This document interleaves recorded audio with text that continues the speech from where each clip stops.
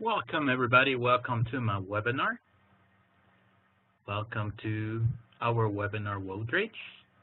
This is me, myself, Alberto Alvarado. Let's begin.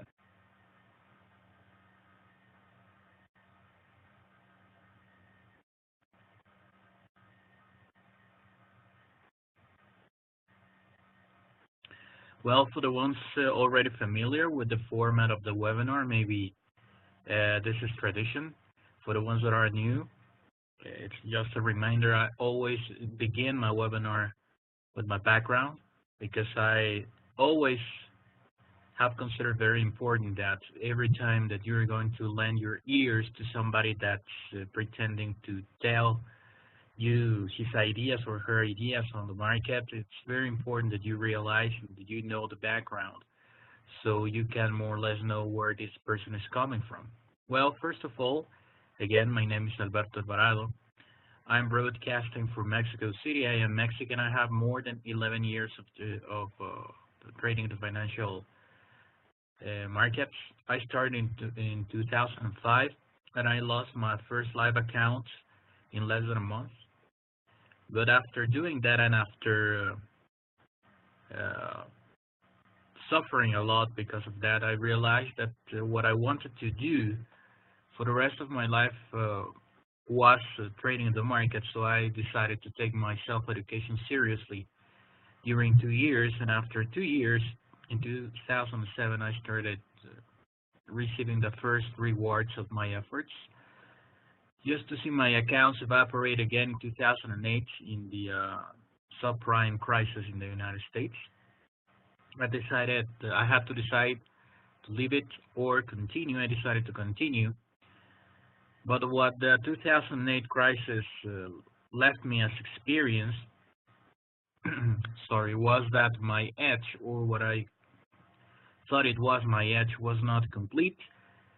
And I decided to add to my comprehension of the market a very particular way to see the markets in using intuitional elements, creativity, and subjectiveness, and it ended up working great for me. So what you see here is a result of all that plus the traditional fundamental analysis. The only thing that I do as fundamental analysis to keep up with the news, I don't have any major degree on economics or something. So I just keep up with the news. I read the analysis, etc. I am aware of in the financial specialized media, etc. And the other one is the technical analysis. That is, I use traditional free tools like MACD, stochastics, RSI, Bollinger Bands, all with their standard parameters. So hope you enjoy. For the ones that haven't subscribed to my YouTube channel, when you receive the email of the recording of this webinar, you can check it out with much more calmer. And to add me to your YouTube and to subscribe to my channel, in YouTube you type IBB's Trading Room channel, it is here. You click subscribe, and for the ones that are interested in receiving updates on trades, etc., that I open or my insights, you can subscribe to my Google Plus channel. You look it up as IBB's Trading Room, or simply go in Google and type Google Plus IBB's Trading Room, and there it will show up a URL, a web page, and you can bookmark it. You don't need to have a Google Plus account if you want to. If you like the content and you want to be aware of the latest updates, etc. Well, what is for today? Of course, it's a no-brainer, right? Well, first of all, we are going to review the trades that we open at the beginning of the month and how they are doing, if we have some trades closed or open, etc., and the potential dollar-yen scenarios after today's FOMC meeting, also known as the Fed decision. As you already know, maybe the most likely thing, and pretty much the markets are ruling out that today is a 100% possibilities that Fed is going to hike quarter of a point. But that's not the real deal on today's news.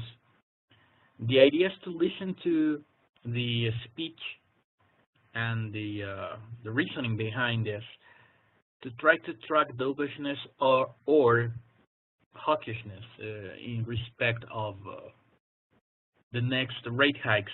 The markets are also ruling out that we will have at least three more rate hikes during the year. But the thing is that, and the question is, how much each hike rate, each rate hike, sorry. It is said that we cannot expect more than quarter of a point every time, but we have been having some gossip in the market that maybe the December rate hike could be even a point and a quarter. So the markets are more or less having an expectation and building up some expectations based on this speculation. And the speech after each Fed rate hike is going to change or confirm this view. And that is what is going to be translated in the markets in a way of volatility. And that is the way a trader survives in the markets, understanding that volatility and to know how to differentiate between volatility and true fundamentals. So we're going to check out, first of all, this is my binary account that I use for the trades that we open during the webinar. And as you can see, we have 1, 2, 3, 4, 5, 6 trades already open. As you know, my expiration date for all these trades is the last day of this month, unless the binary option that I opened is specifically a touch or no touch, and for some reason the price touches those levels, then those trades are going to be closed beforehand. But as you can see, I'm not going to review each one of this. But just quickly, this one is dollar yen is strictly higher than 114.50 at the close of this this month. Exactly now, dollar yen is at 114.72.8. Okay, so this is in positive territory. This the payout will be received if dollar yen does not touch 111.5. This is pretty much a certain fact. The payout of dollar yen and the payout will be received if dollar yen ends strictly between 112.50 and 116 at the close of on the last day of this month. We're going to analyze with the next information about this, because of this we are getting closer to this price, well, more or less. So we're going to see if we still have chances to hold this trade or maybe decide to close it next week. This one will pay out dollar yen strictly higher than entry spot at close on last day of this month. This is I don't remember the exact price, but as you can see, the purchase and indicative indicates that this trade is in positive. This is will be received if dollar yen does not touch the 113, and well, we are well above the 113, so this it's very likely that's going to survive till the last day of the month. And receive the payout if it's strictly higher than 114. Now we're 114.75. So yeah, 114.80, exactly 80. Okay. So these are the ones that are still open. There's been 4 trades that are already closed in profit, by the way.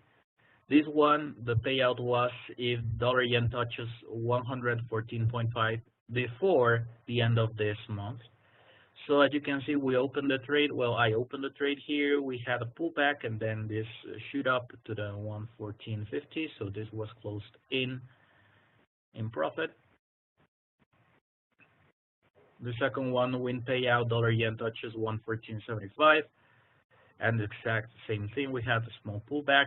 Then we have this first leg up, and this was a less was 1 pip from being closed in profit, but the market continued with a fundamental trend, and it was eventually touched and closed in profit.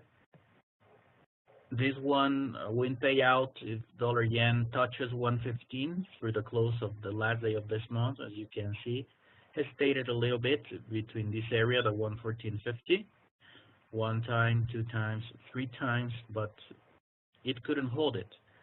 The trend here is a fundamental trend, so it's very hard to stop it. And well, before continuing with this, these trades are indicative. I commented at the very beginning of the month my reasoning behind. I positioned myself in the right direction, apparently, and these flows are the consequence of that. But we need to remember that the way to trade is to focus on the potential losses, not on the potential profit, because the profits will take care of themselves in any case that you win a profit. The thing is that you mentalize yourself as if that trade is going to be closed in loss. That's it. That's the way to trade. I will always mention this during the webinar because this is, even if you don't like it, this is the way to approach to the markets. Every time before pulling the trigger, demo account or live account, you need to mentalize to make up your mind as if that trade is going to be closed in losses. Why? Because that is the only way that you can manage responsibly the risk. And that is what makes a trader. How you manage the risk. Not that if you win a lot, the risking a lot. That is not being a trader. That is being a gambler. And the idea is that you develop the habits of a trader, okay? So, well, we're going to analyze evolution of the dollar yen just to see more or less what we can expect next in the FOMC. I strongly suggest you to stay aside, not to unless you're a very experienced trader, but if not, just wait. Don't try to chase the price. Don't try to chase the reaction after the Fed decision. It's very difficult. Don't consider just because the Fed hiked quarter of a point that it's a no-brainer that dollar will shoot up, etc. It's very relative. Let's remember that, and we're going to just comment this quickly. This post was on Sunday, I believe, on Monday, after non-farm payroll number on Friday. Quickly, I was reviewing the NFP was 20% above expectations, but an average hourly earning month over month was again below expectations, although it should be good enough to continue with rate hikes from next week and on. It gave some room to doubt since last time precisely this earning indicator caused some sort of dovishness from Fed members. This is what I was just commenting some minutes ago. The hawkishness or dovishness by Mrs. Yellen or other Fed officials. After this indicator, average hourly earnings, we have the latest 2 times, I believe, we have had some dovishness by them. So you can be sure that if that trend continues, you could have even more take-profit conduct and patterns on dollar. But it's very relative again. So that is what, just watch. If you're going to watch it, just watch it. Don't trade it. It's very tricky. And trading this kind of stuff is super tricky.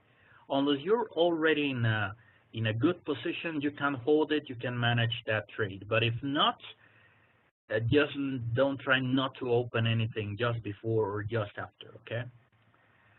So accordingly to what was reviewed during the webinar, at any side of doubts, Friday might become a profit-taking day, and it did. I am still fundamentally and long-term bullishly biased on dollar yen, and the price boxes I consider to be relevant for next week are shown in the chart, okay? This is more or less the end of the week was here. So I was expecting that during this week, this at least at that moment, these three important price boxes were respected. As you can see here, the price stayed for a long time inside. This is a 4-hour chart. And then it tried to move up and just hit this at the pip, this resistance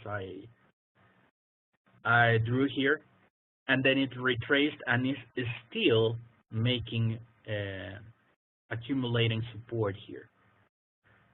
So in any case, that for example, after the Fed, we have a breakout to the downside because maybe the markets are spooked because of some dovishness, etc. We can still expect that this zone to maybe kind of hold any kind of further movements to the downside. Of course, they can happen, but at least the market, I expect to respect this zone in any case that this goes down. Because let's remember that differently from other pairs, for example, euro dollar, cable, that are now more speculative than ever before, the dollar yen is a pure fundamental trade because it reunites the strong bullish fundamental outlook on the American economy and the super bearish outlook on the Japanese economy. So this is a fundamental trade. So what you can expect at any sell-off is that you should find demand at some point. So I believe that if we have some sell-off, we could find some demand here. Attention, I'm not saying that if this goes here, you buy here. No, you need to do your analysis with time in lower time frames and to see what the market and how the market moves, and then to decide. These are only prices that I think are going to be relevant, and the relevancy of that is going to be from how the price moves inside those bands. Like for example here, I've been tracking since Friday the way it behaved here, the way it behaved here, because we have in the webinar I opened like 7 or 8 trades. We have 4 or 5 open still. So I need to keep up with this overall because we're very close to the psychological 115 that actually was broken here, retested here. So the risks of any potential pullback are higher. So I need to really keep up to know if we're going to close it beforehand, any binary option, etc. Well, the thing is that the price boxes need to be respected. As in here, the dollar yen, the daily chart. This is the most important one. Okay, this is the daily chart. We've been tracking the breakout of this triangle. Okay, so the breakout happened. We were tracking, and actually, it was a Spanish webinar when this happened. I was commenting, and I opened a trade here. I don't know if you remember that I just commented on a trade that the price should be above the 114 when it is closed. So I opened it here more or less, just at the time the market was retesting this. So it actually jumped. This is the important thing now, because this is a daily chart. What I do believe is that the price should, for the next days, this is more or less the end of the month, okay, more or less at this area. I believe that the chances for the yen to continue to go to the upside in a sustained way depends much more in how the market retests this zone in the next days. So that is why I was just commenting some minutes before that we could have a that we could have maybe a pullback up to the close to the 114. But actually, that should be only to enhance way more demand here. At least that is what I believe. Overall, in this zone, for the next days of this, for the next hours of this week, I believe that any pullback to the downside will be considered as super supported and super demanded support here. In any case that a market doesn't manage, in my opinion, before this box ends jump or try to jump above here, then what we can expect is maybe the market to start retesting this zone, and maybe after that, maybe try to move here. In any case that it jumps after Fed, we could have here, for example, close to the 116, and maybe have the price here stabilizing between these two boxes. If you remember, I opened a trade. That was saying that the price should close below the 116 at the end of this month. So this is why I am tracking how these price boxes and the price action is related to this price boxes, because in any case that maybe I start seeing before, of course, that the price is possibly could close above the 116. Of course, I will close that binary option beforehand. What could be that scenario that after Fed today, whether we have a jump to the downside or not, maybe the price jumps here in this time span, jumps here, and then when it gets here, it is able to keep jumping here. Then the chances of having the price closing above the 116 by the end of the month are going to be very risky. So all depends on what happens today, how I will continue managing that trade. Any important update on this trade, if I decide to close it or not, this is the only one that is really like making me noise. It's like annoying me, because I really see very difficult, even the one that is expecting the price to close above the 114. I am really not worried, because in any case the market really retests here. I strongly believe that before the end of this month, it will try to jump to these price boxes. Maybe it will get here, maybe it will get in some point here, but it will be above the 114. That is what I believe. So this is the logic behind all these trades that we open beforehand and how I am managing them. I consider that there are no reasons to close them. In this case, would be all of them in profits beforehand. I still believe that what it sustained initially, my idea of opening call binary options on dollar yen, are still active and very healthy. So we're going to wait and see. And again, in this occasion, like last webinar, I'm not detecting or commenting any potential new opportunity. Why? Because the market already moved in that direction. So now it's only the timing to know if we're going to close them beforehand or not. But since the end of the month is near, from next week on, I will be deciding maybe the last thing on these trades, whether to leave them open or close them, etc. And we will start analyzing two different assets. If you're interested in maybe doing some research on your own analysis before, we're going to analyze GEPI, that is pound versus yen, and to analyze gold. I have never talked about gold here in the binary.com's webinar, because I usually don't like to trade commodities. But I expect these two things to be very interesting for the next month. Overall, GEPI, because we're having this speculation on what, now that it's a plain fact that in the next days we will have the Article 50 triggered. That is no surprise. But the idea is that there are a lot of participants that are speculating that actually the future after Brexit for the UK is going to be better. So there are some participants that are speculating that actually the pound will turn bullish, very bullish, to close. For the ones that remember that I talked about that when that happened, the Brexit, The weekend after Brexit, we had a gap. The price didn't make to close the 137, and it couldn't. It didn't close it. So the market still has that 137 in the mind. So if everything aligns, we could have pound maybe moving widely to close that.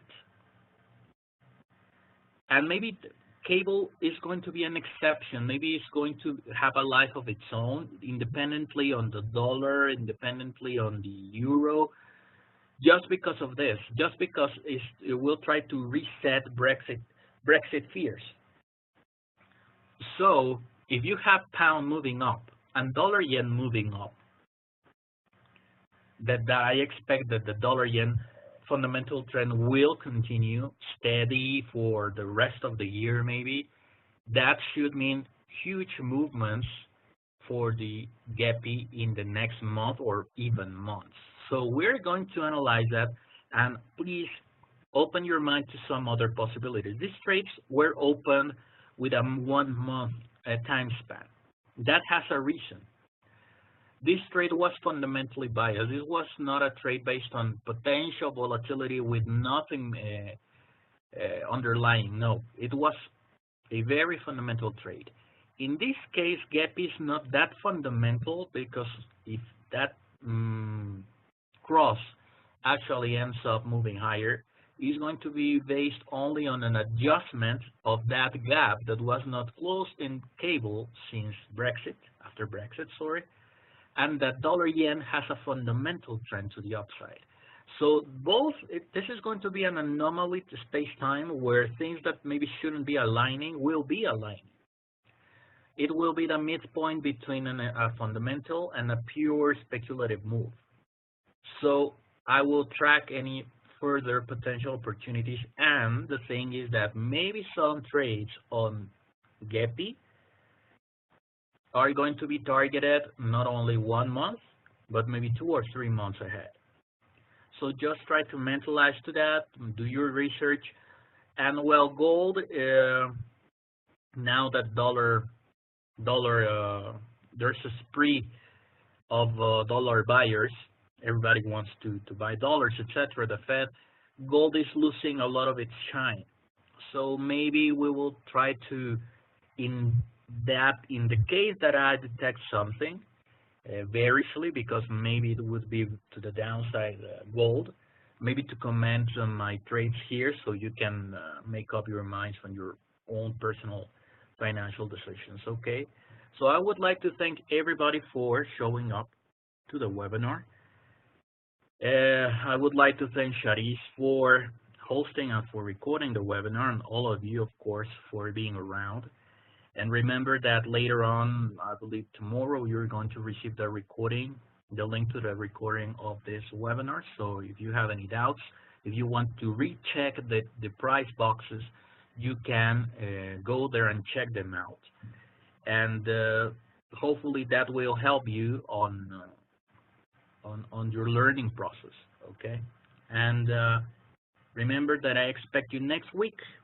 Next week's going to be Wednesday, March 22nd, okay? You will receive an email informing you the time, the exact time, because we have, apparently we will have daylight saving times, etc. So you will receive the email with the indications.